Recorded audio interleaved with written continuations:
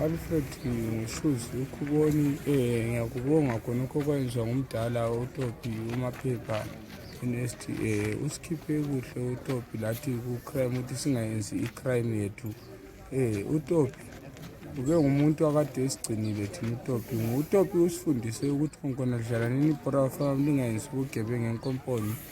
Usigcine kuhle uTopi. Ube ngumuntu ade sithatha ngemota yakhe progressive ehamba driver ngosito siya kuma-juniors sikhotshwa ngobhutiki.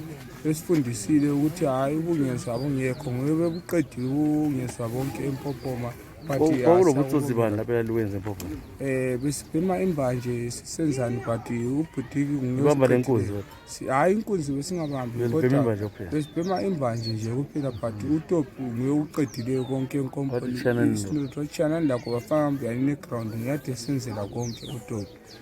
So uTopi yeshi lapha silahlekelwe kakhulu ngubaba wethu awufada Mpopoma asingeke sithi ufada Zimbabwe sothi ufada Mpopoma kuphela but silahlekelwe. Bathi uthi ngubani? Mina ngu-Alfred Shoes Khuboni. Hayi Alfred Shoes uKhuboni. Okay, silahlekelwe kakhulu. Siyabonga Khuboni.